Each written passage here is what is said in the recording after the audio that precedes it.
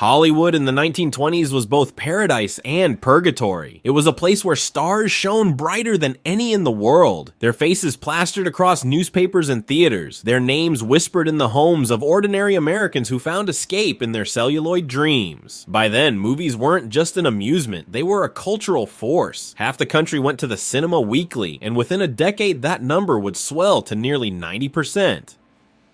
Stars like Mary Pickford, Charlie Chaplin, Rudolph Valentino, and Gloria Swanson weren't just entertainers, they were cultural monarchs. And yet, behind the shimmering illusion was a world riddled with vice, secrecy, and ruin.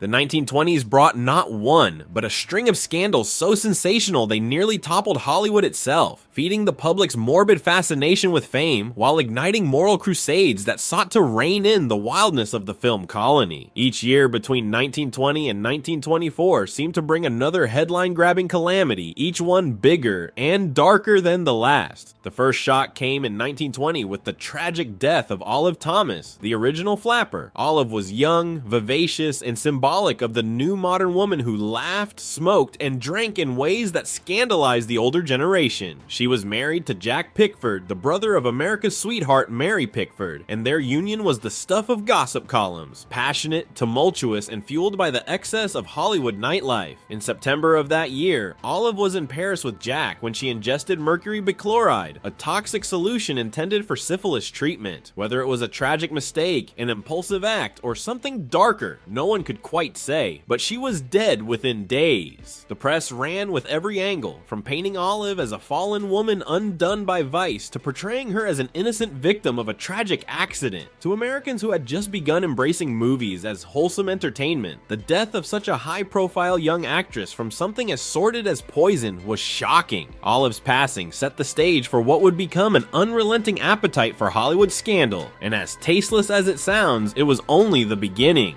If Olive's death shook Hollywood, the next scandal nearly destroyed it. Roscoe "Fatty" Arbuckle was not just any star, he was a comedic giant, rivaling Chaplin in popularity. He had just signed the most lucrative contract in film history, cementing his place at the top. But in 1921, during a Labor Day weekend party at San Francisco's St. Francis Hotel, tragedy struck. A young actress named Virginia Rappe fell gravely ill after attending Arbuckle's suite. She died days later of peritonitis, and suddenly the whispers became headlines. Arbuckle, the lovable clown, was accused of raping Virginia and causing her death. What followed was not just a trial, it was a media circus. Hearst's newspapers, always hungry for sensation, painted Arbuckle as a monster. Stories claimed he had assaulted rape with a Coca-Cola bottle, a grotesque fabrication that spread like wildfire. Overnight, Arbuckle went from America's favorite funny man to the face of Hollywood's supposed depravity. 3 trials followed, the first 2 ending in hung juries, the third in a full acquittal.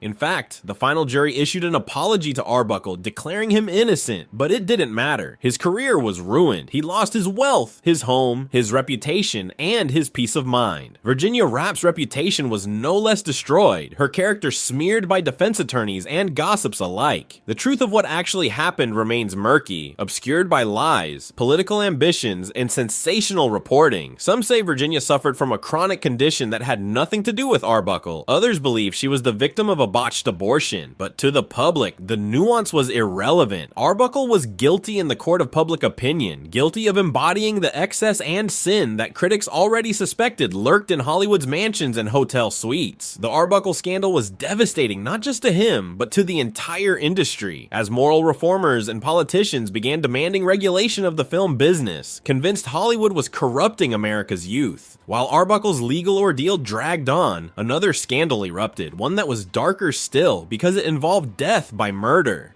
On the morning of February 2nd, 1922, the valet of director William Desmond Taylor walked into his employer's home and found him dead, shot in the back. Taylor was no ordinary director. He was a major figure at Famous Players Lasky, the same studio embroiled in the Arbuckle affair. Within minutes of the discovery, neighbors and Hollywood colleagues flooded the scene, trampling evidence. Studio executives rushed in too, desperate to sanitize the bungalow of liquor bottles and incriminating correspondence. But they missed something explosive: love letters from ingenue Mary Miles Minter, the studio's golden girl, 30 years Taylor's junior. The discovery of those letters shattered Mary's carefully cultivated virginal image, while Taylor's close friendship with actress Mabel Normand, herself plagued by cocaine rumors, fueled whispers of a sordid love triangle. The tabloids went wild. Hearst's papers suggested orgies, drugs, even occult sex cults, spinning lurid tales that had little to do with reality but sold endless copies. Taylor's valet, Henry Peavy, a black man and rumored to be gay, was kidnapped by mobsters working for Hearst's Chicago paper and interrogated in grotesque fashion, even taken to the cemetery where Taylor was buried to be confronted by a man dressed as his ghost. It was farce and tragedy rolled into one, the kind of grotesque spectacle that only yellow journalism could manufacture. The list of suspects grew long. Minter's controlling mother, Charlotte Shelby, who allegedly threatened Taylor with a gun. Taylor's former valet, Edward Sands, a career criminal who had already stolen from him. Even Mabel Normand's drug dealers, supposedly furious at Taylor for trying to keep her clean. Years later, another actress, Margaret Gibson, would confess on her deathbed to the murder, but no one was ever charged. The Taylor case remains one of Hollywood's great unsolved mysteries, and at the time, it fueled a frenzy of condemnation against the industry. For the public, it was confirmation that Hollywood was a cesspool of vice where innocence was crushed and blood was spilled. For reformers, it was proof that the government needed to intervene. As Hollywood reeled from Taylor's murder, yet another star fell. This time not from scandalous behavior, but from the quiet, relentless grip of addiction. Wallace Reed was the epitome of the clean-cut American leading man. Handsome, charming, the kind of actor mothers adored and young men envied. But behind the wholesome image was a man enslaved to morphine, hooked after being prescribed the drug for injuries. For years, the studio covered it up, desperate to protect its box office draw. But when Reed's health collapsed, the truth came out. In 1923, he died in a sanitarium at just 31 years old, a casualty of both addiction and the studio system that exploited him until the very end. His death was tragic, not just for the loss of a beloved star, but for what it revealed, that Hollywood's obsession with productivity and profit came at a cost, chewing up even its brightest stars.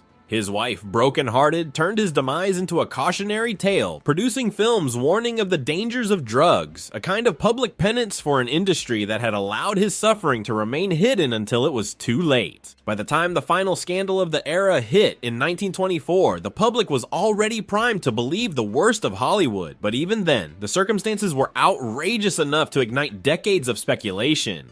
That November, publishing tycoon William Randolph Hearst hosted a lavish party aboard his yacht, the Oneida. On board were some of the era's most glittering figures: Hearst's mistress Marion Davies, Charlie Chaplin, writer Eleanor Glynn, gossip queen Luella Parsons, and producer-director Thomas Ince, among others. By the time the yacht reached port, Ince was gravely ill. He was rushed ashore, but he died shortly after. The official cause of death given as heart failure, yet whispers spread immediately. Ince had been shot. Some claimed Hearst had intended to kill Chaplin, furious over rumors of an affair with Davies, but had accidentally shot Ince instead. Others said Ince had simply drunk too much bootleg liquor and collapsed. The Los Angeles Times even ran the headline, "Movie producer shot aboard Hearst yacht," before Hearst's power silenced the story. The mystery lingered for decades, inspiring plays, books, and even films. The truth may never be known, but for the public, it was yet another confirmation that Hollywood was a dangerous playground for the rich and powerful. Taken together, these scandals formed a pattern that terrified middle America. Hollywood was portrayed as a place of drug overdoses, orgies, rape, murder, addiction, and cover-ups. Moral reform groups seized the opportunity, decrying movies as corrupting influences on the nation's youth. Politicians thundered from the Senate floor that films were breeding grounds for debauchery. Even the Ku Klux Klan, newly resurgent in the 1920s, targeted Hollywood as the embodiment of everything they despised. Immigrant Jews running the studios, Catholics and liberals in power, women behaving with shocking independence, and stars flaunting wealth and sexual freedom. Hearst's papers, which had fanned the flames of scandal, simultaneously used the fallout to push for their own brand of moral outrage.